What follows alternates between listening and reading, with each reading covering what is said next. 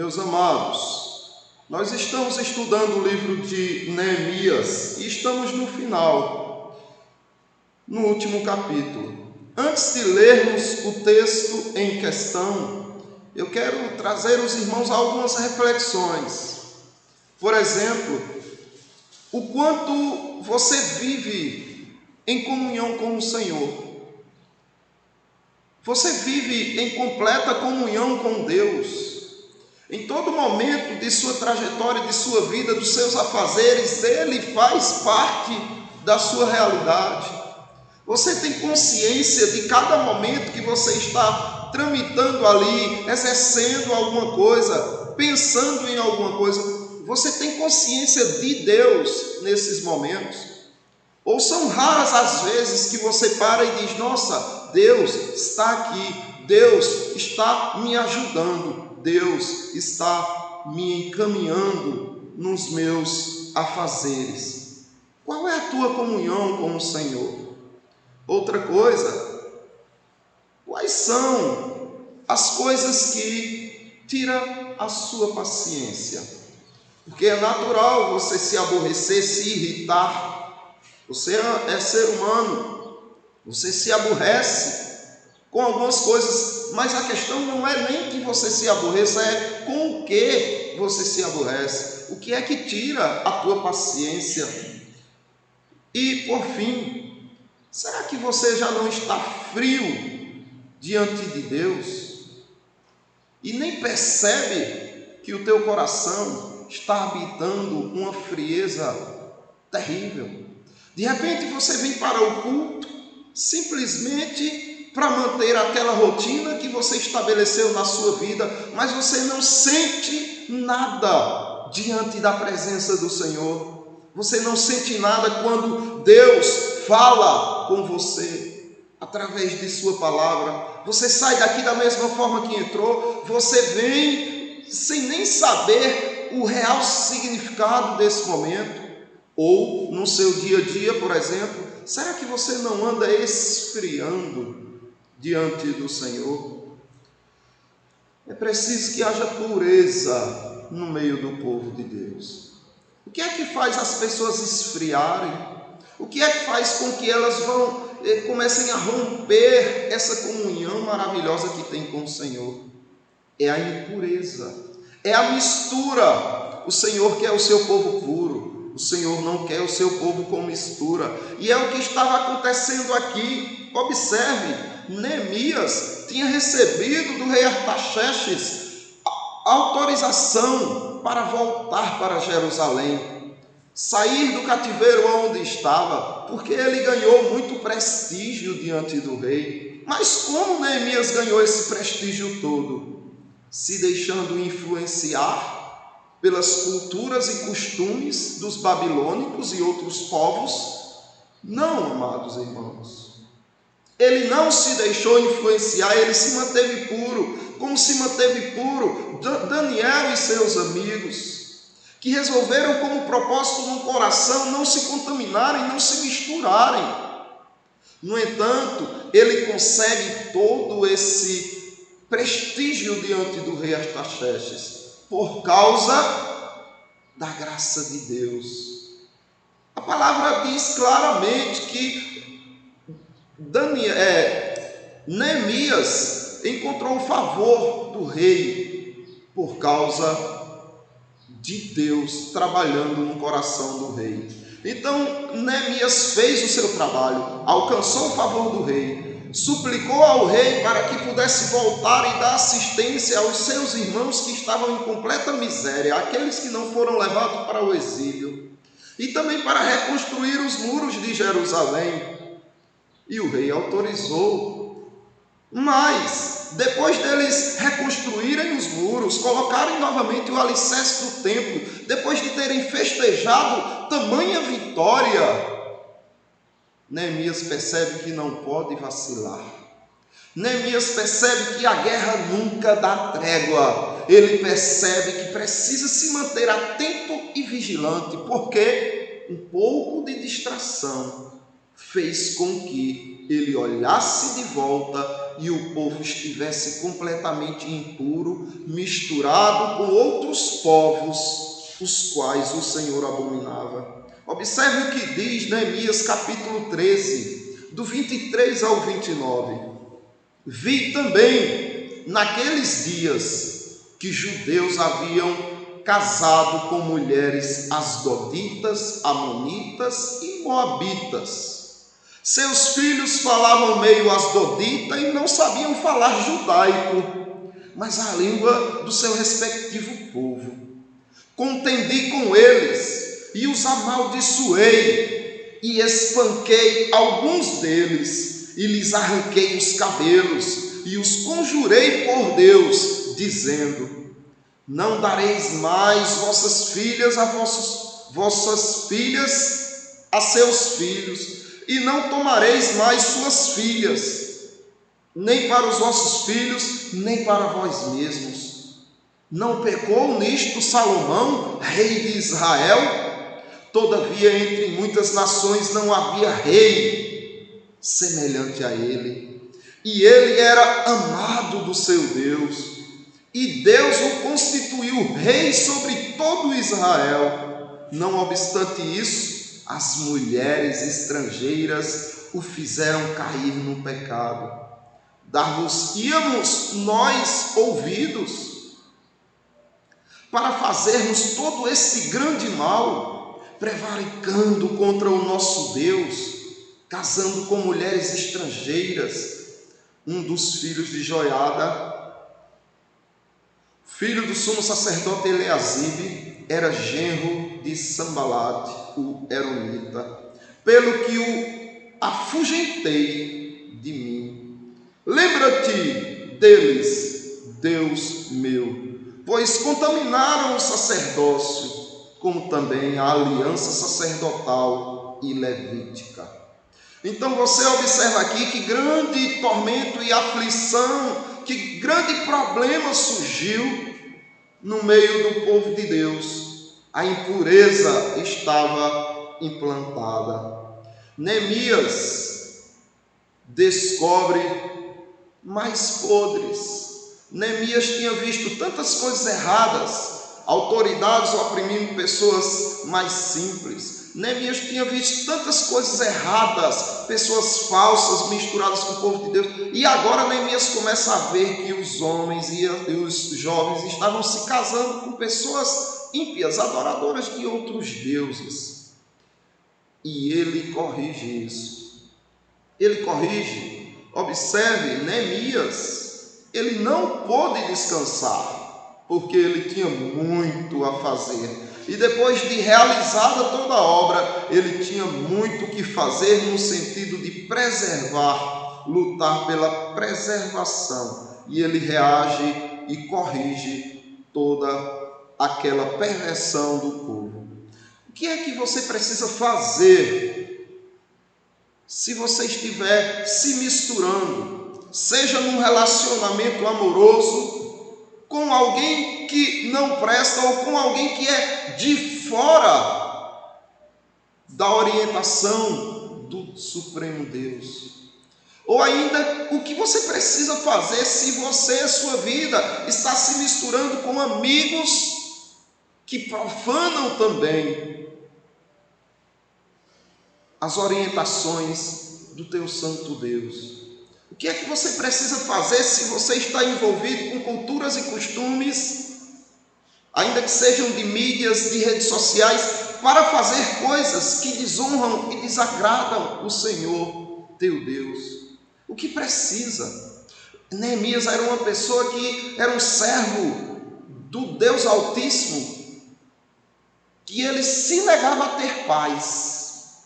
Ele tinha paz com Deus e não abria mão dela, mas ele se negava a ter paz com o mundo. Se você observa, sempre que ele se depara com alguma coisa mundana no meio do povo, ele se indigna. E aqui foi mais uma situação. Vi também naqueles dias que judeus haviam casado com mulheres asdoditas, amonitas e moabitas. Seus filhos falavam meio asdodita e não sabiam falar judaico, mas a língua do respectivo povo. Então veja a indignação dele. Ele não aceita isso. Mas observe, ele era tão judeu quanto esses outros.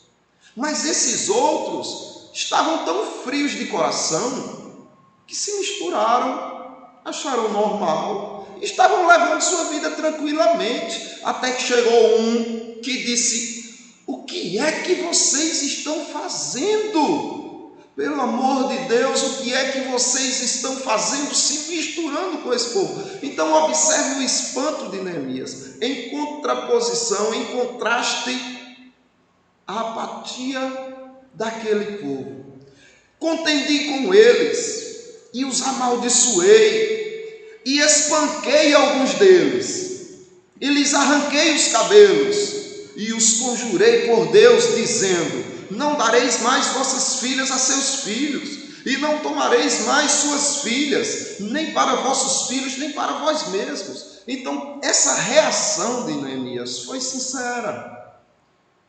Você lembra da reação de Cristo, quando entra no templo e vê o povo misturando ali o templo do Senhor com comércio, com trambiques, com coisas perversas.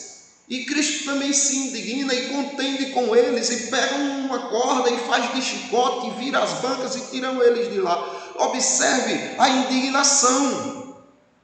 Você vê aqui que Neemias não se conforma com isso.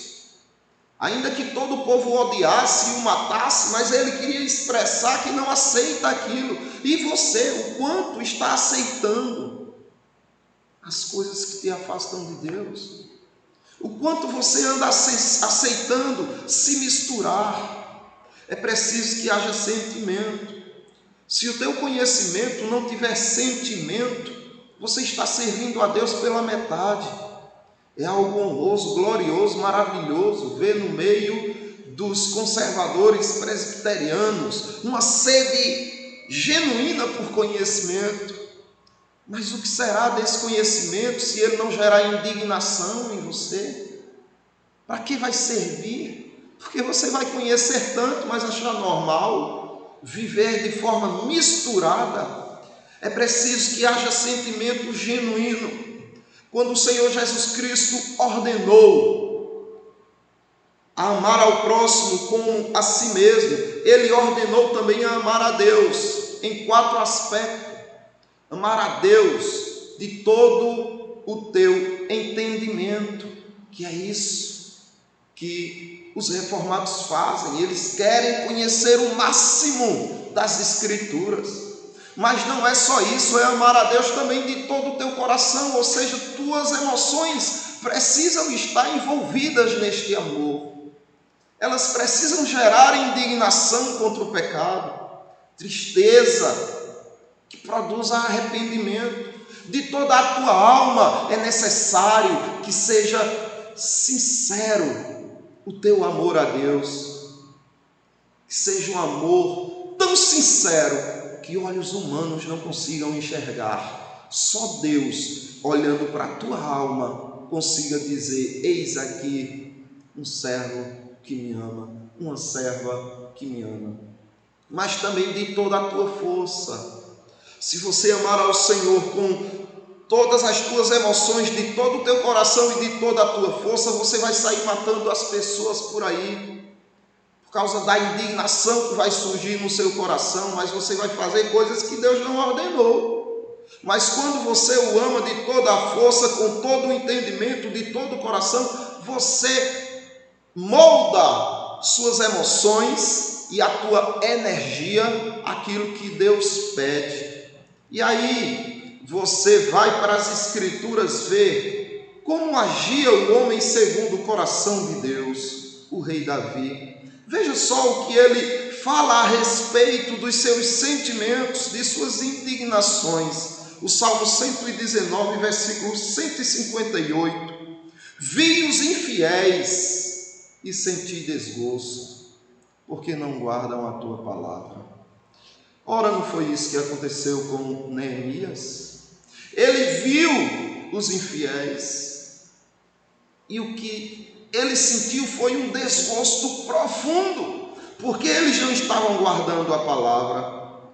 E Davi agora no versículo 20 diz: consumida está a minha alma por desejar incessantemente os teus juízos. É isso, essa indignação, esse anseio, essa sede que você precisa ter. No 136, o versículo, ele diz: torrentes de água nascem dos meus olhos, porque os homens não guardam a tua lei. Como é a sua indignação? Você tem esses sentimentos quando se depara no meio da igreja com pessoas que não têm compromisso algum com Deus? É isso que você sente? É isso que você sente quando vê os ímpios distante do Senhor? Se não for, é uma pena, porque talvez a mistura do mundo esteja esfriando o teu coração. Olha só o motivo da indignação genuína. O 53 do 119 no Salmo diz: de mim se apoderou a indignação. A indignação, Senhor, tomou conta de mim por causa dos pecadores que abandonaram a tua lei. Então é isso, é um amor tão intenso pelo Senhor, tão intenso pela palavra de Deus, que Ele quer que todos estejam honrando esse Deus, amando, servindo esse Deus. Mas quando isso não acontece, o que sobra é indignação.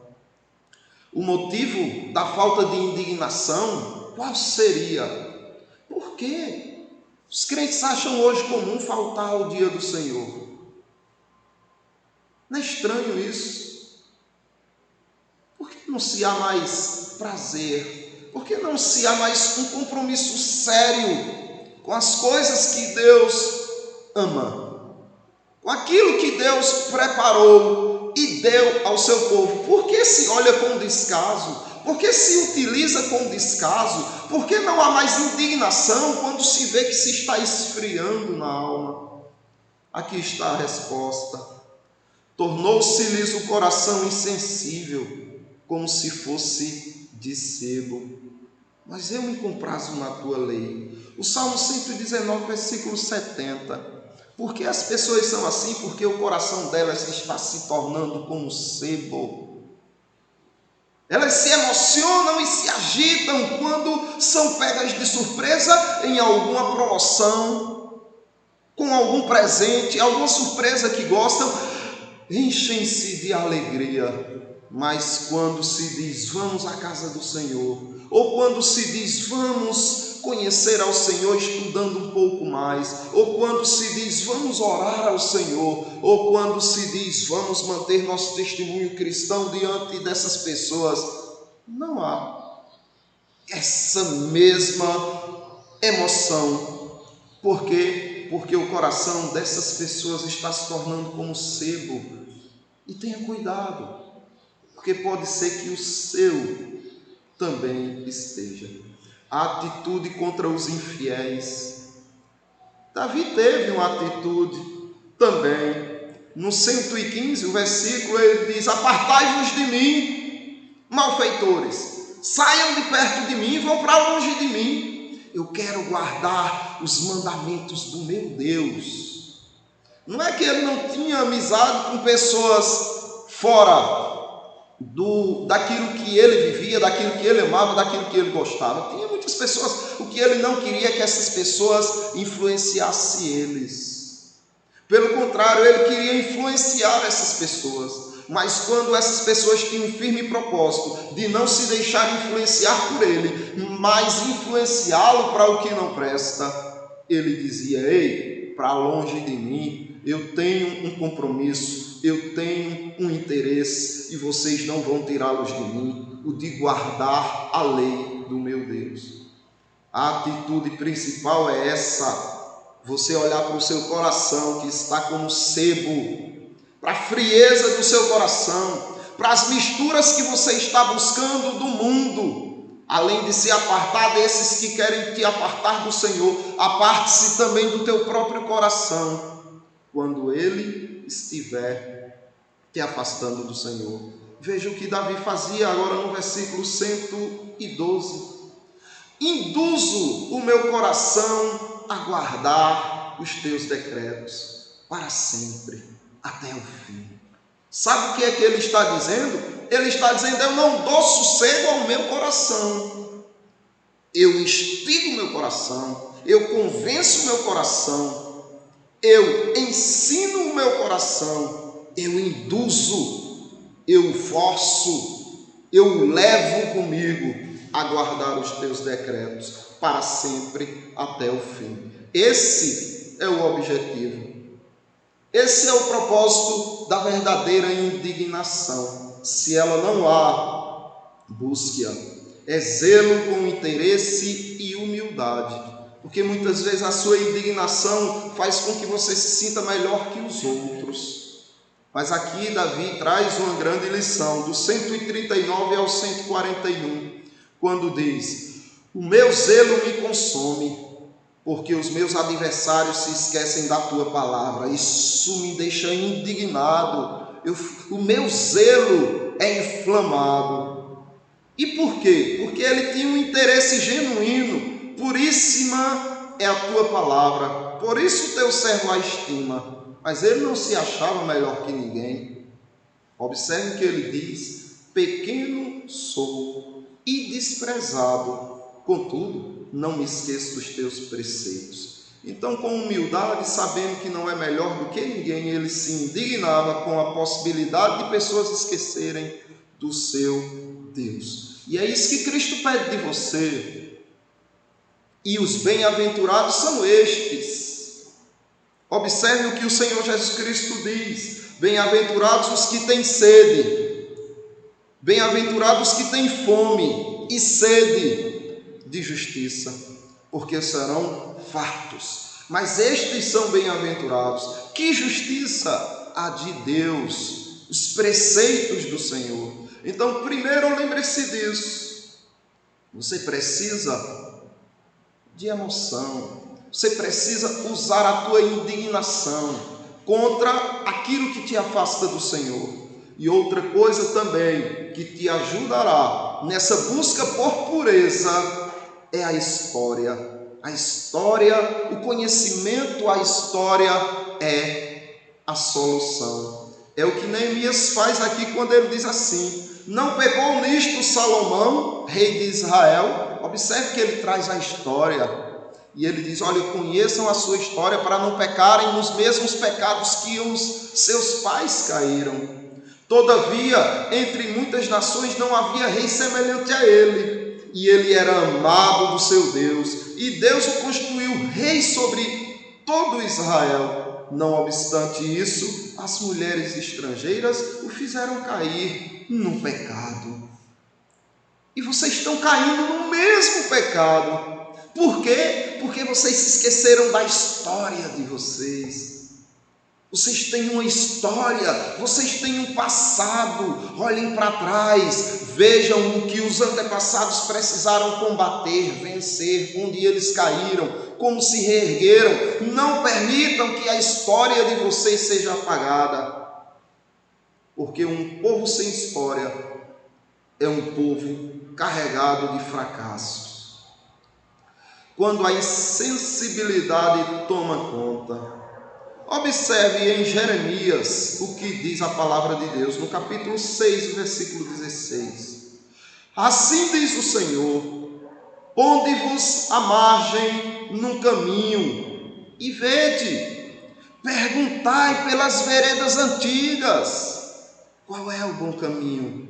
Andai por ele e achareis descanso para a vossa alma. Percebem que a história de vocês, do início da criação até hoje, ela traz descanso para a sua alma. Mas o que eles disseram ao profeta?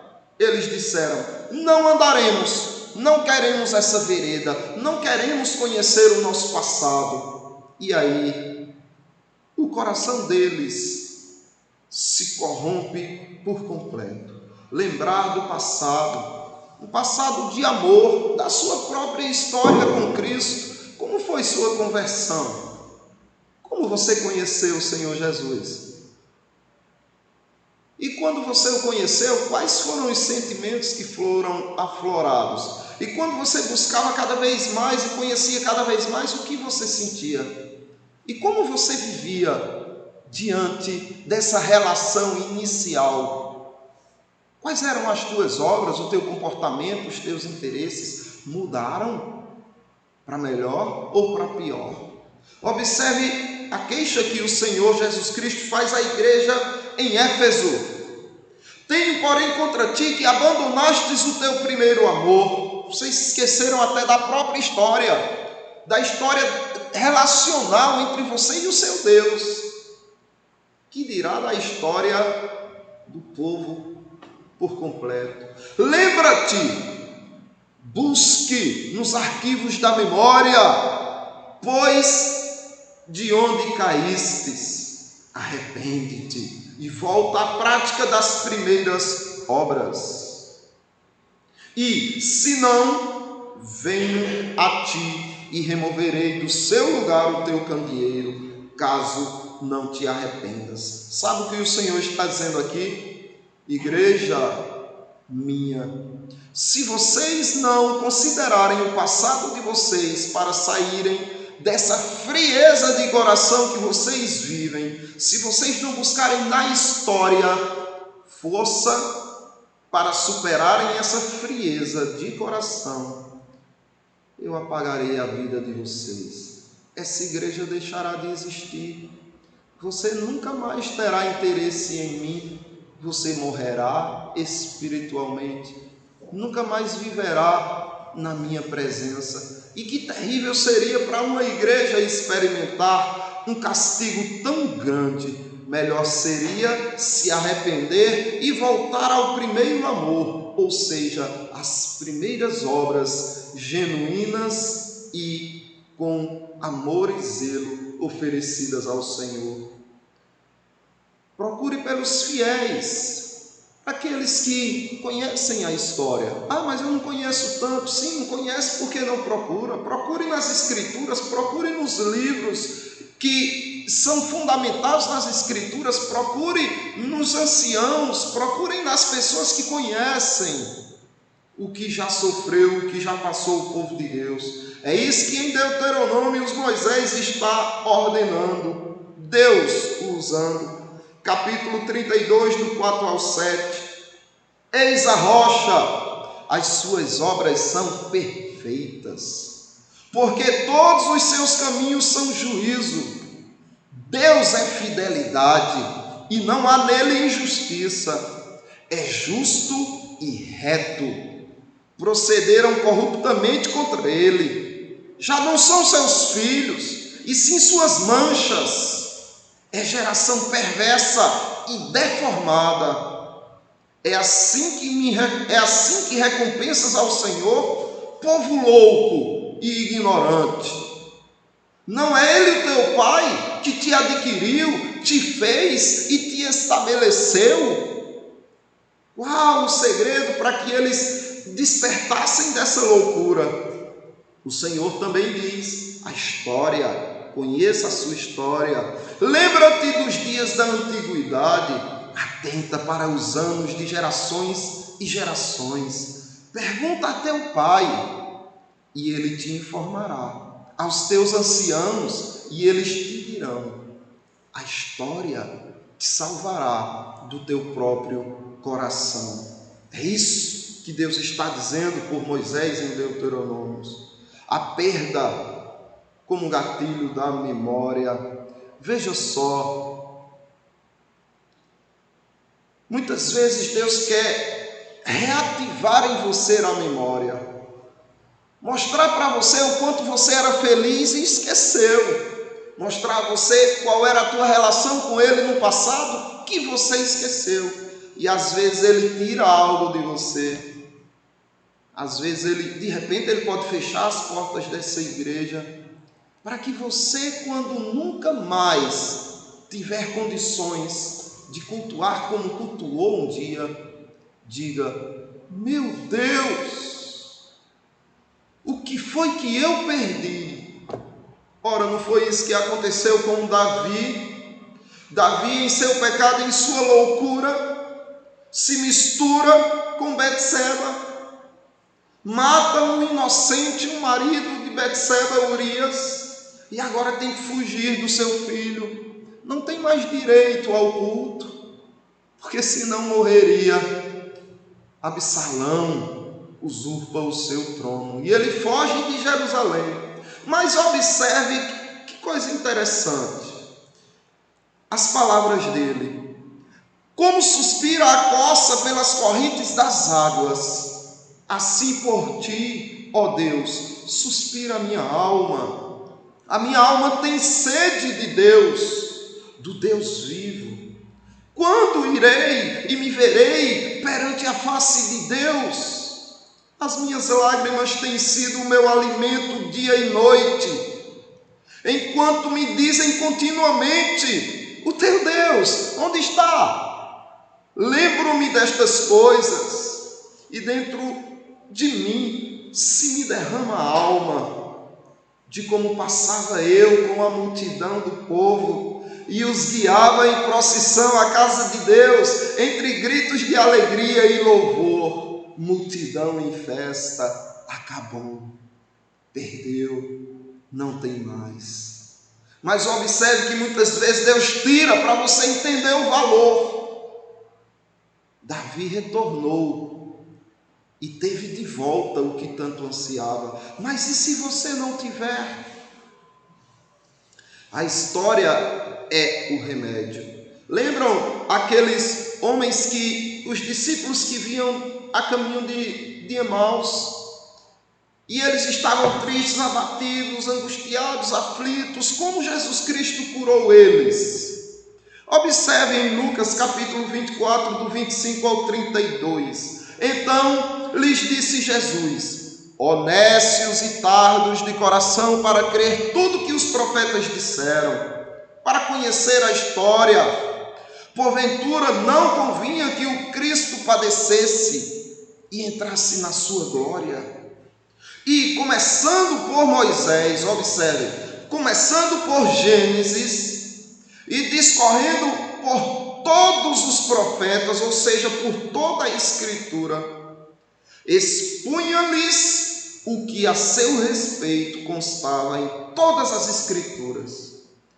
Quando se aproximavam da aldeia para onde iam, fez ele menção de passar adiante, mas eles os constrangeram, dizendo: fica conosco, porque é tarde e o dia já declina.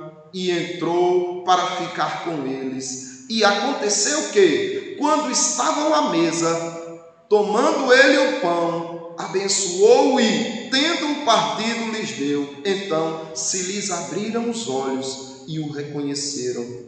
Mas ele desapareceu da presença deles. E disseram um ao outro: porventura não nos ardia o coração?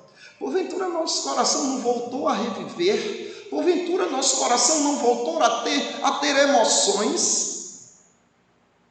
Quando ele pelo caminho falava, quando nos expunha a história de Israel, a história dele, as Escrituras. Então observe que é isso que você precisa: conhecer o seu passado, o passado dos escolhidos de Deus, o passado do povo de Cristo. Você precisa conhecer a história se quiser curar seu coração. E por fim, depois de Neemias usar suas emoções, sua indignação, depois dele trabalhar no povo através da história, para que o povo entendesse que não pode se misturar, ele agora traz Deus pessoalmente como a solução. Dar-vos-íamos nós ouvidos para fazermos todo este grande mal, prevaricando contra o nosso Deus,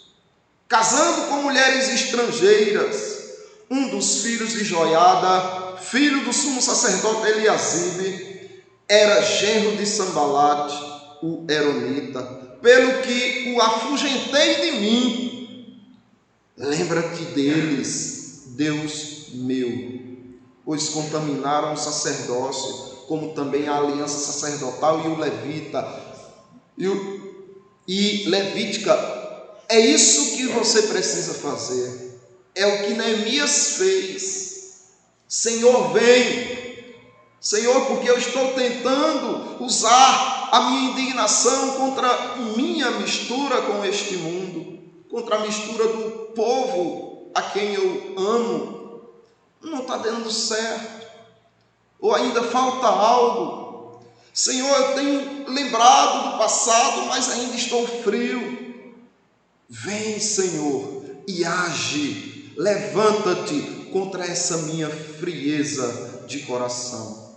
A mistura faz com que você fique distante de Deus. Oséias, dizendo à tribo de Efraim, ele fala o seguinte, no capítulo 7, do 8 ao 14: Efraim se mistura com os povos e é um pão que não foi virado. Estrangeiros lhe comem a força e ele não sabe. Também as cãs já se espalham sobre ele e ele não sabe. A soberba de Israel abertamente o acusa, todavia não voltaram para o Senhor, seu Deus, nem o buscam em tudo isso. Observe, a solução estava em eles buscarem ao Senhor. Senhor, eu preciso, Senhor, olha para mim. Mas eles nem percebiam que estavam morrendo por dentro, como aquele câncer silencioso que você nem sabe que existe, mas que quando é descoberto, em poucos dias você morre. Assim eles eram consumidos por dentro e nem sabiam. E o Senhor diz: olha, vocês não voltam para mim. O Deus de vocês não me buscam em toda essa frieza que vocês vivem. A mistura confunde, meus irmãos, confunde e engana, cega. Você se mistura com coisinhas desse mundo, por causa do que você ouve, por causa do que você vê, por causa de pressão externa, por causa de pressão interna. Você inventa de se misturar e você vive confundido e enganado. Porque Efraim é uma pomba enganada, sem entendimento. Chamam o Egito e vão para a Síria. Quando forem sobre eles, estenderei a minha rede, e como aves do céu os farei descer. Castigá-lo-eis, segundo o que eles têm ouvido na sua congregação. Então o Senhor fala com o povo, mas o povo ignora, porque acha que é um homem que está falando ali. E eles acabam sendo enganados por causa desta mistura profana, a mistura cega para as oportunidades. Oséias continua e diz: ai deles, porque fugiram de mim, destruição sobre eles, porque se rebelaram contra mim. Eu os remiria, mas eles falam mentiras contra mim. Não clamam a mim de coração, mas dão uivos nas suas camas. Para o trigo e para o vinho se ajuntam, mas contra mim se rebelam. Efraim, como nós vimos, é cheio de mistura. Não se misturar é importante para que você mantenha a sua pureza diante do Senhor. Não se misture com as ideias, com o comportamento, com aquilo que é sugerido pelo mundo, por mais atraente que seja. Siga o conselho de Davi, que no Salmo 1 diz, versículo 1 e 2: bem-aventurado é aquele que não anda no conselho dos ímpios, não se detém no caminho dos pecadores, nem se assenta na roda dos escarnecedores. Antes, o seu prazer está na lei do Senhor, e na sua lei medita de dia e de noite. É preciso afastar-se até dos de dentro, quando eles não têm compromisso e querem te arrastar junto. Veja só o que Paulo diz aos Romanos, na sua epístola, capítulo 16, 17 e 18. Rogo-vos, irmãos, que noteis bem aqueles que provocam divisões e escândalos, em desacordo com a doutrina que aprendestes. Qual é a solução? Não se misturem. Afastai-vos deles, porque esses tais não servem a Cristo, nosso Senhor, e sim ao seu próprio ventre, e com as suas palavras e lisonjas enganam o coração dos incautos. Com elogios, com palavras maliciosas, eles vão enganando os corações dos incautos. E as pessoas se misturam e se deixam enganar. A pureza nunca será abandonada. Você pode até ser expulso da sua igreja se ela estiver totalmente contaminada. Você pode até ficar sem igreja por um tempo, você só não ficará sem Cristo. Lembra do que aconteceu com aquele jovem que era cego de nascença? Jesus Cristo o curou e os sumos sacerdotes, os sacerdotes começaram a persegui-lo, porque queria que ele dissesse que Jesus era pecador, mas ele se negou em dizer. Pelo contrário, ele disse: olha, um pecador não abre os olhos de um cego de nascença, eu não vou dizer isso. E aí eles foram criando ódio desse jovem. Se este homem não fosse de Deus, diz ele, nada poderia ter feito. Mas eles retrucaram: tu és nascido todo em pecado e nos ensina a nós? E o expulsaram. Perdeu o direito de estar no culto, no templo. Ouvindo Jesus que o tinham expulsado, o que ele fez? Quando Jesus Cristo soube que ele tinha sido expulso, porque não se misturou com aqueles propósitos caluniadores, encontrando-o, lhe perguntou. Jesus soube que ele tinha sido expulso, Jesus Cristo foi ao encontro deles. Enquanto que aqueles que estavam no templo não tinham a presença de Jesus. E Jesus lhe perguntou, crês tu no Filho do Homem? Ele respondeu e disse, quem é, Senhor, para que eu nele creia? Só precisa apontar, e eu já creio de imediato, porque eu sei quem tu és. E Jesus lhe disse, já o tens visto, e é este que fala contigo. Então afirmou ele, creio, Senhor, e o adorou. Percebe que quando você tem Deus em sua vida, quando a presença de Cristo é real em sua vida, você vive para adorá-lo. Agora, você não pode se misturar. E eu quero lembrar aos amados, é preciso que para que você mantenha-se na pureza enquanto caminha, você tenha indignação como solução para a frieza do teu coração.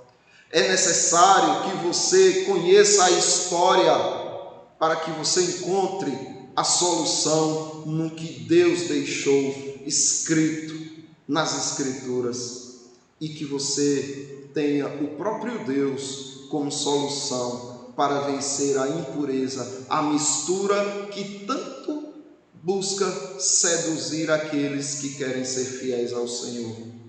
Que Deus abençoe os irmãos e vamos responder a mensagem, amados, lendo agora no Salmo 106, do versículo 19 ao 23, uma leitura alternada. Assim diz a palavra de Deus. Em Horebe fizeram um bezerro e adoraram o ídolo fundido, e assim trocaram a glória de Deus pelo simulacro de um novilho que come erva. Esqueceram-se de Deus, seu Salvador, que no Egito fizera coisas portentosas, maravilhas na terra de Cã, tremendos feitos no mar vermelho. Tê-los ia exterminado como dissera, se Moisés, seu escolhido, não se houvesse interposto, impedindo que sua cólera os destruísse. E assim fez o Senhor Jesus Cristo conosco, e assim ainda faz o Senhor Jesus Cristo conosco, impedindo que a cólera de Deus nos destrua, à medida que Ele nos representa ao lado do Pai e por nós intercede. Vamos cantar um louvor ao Senhor em resposta à mensagem, o hino de número 47.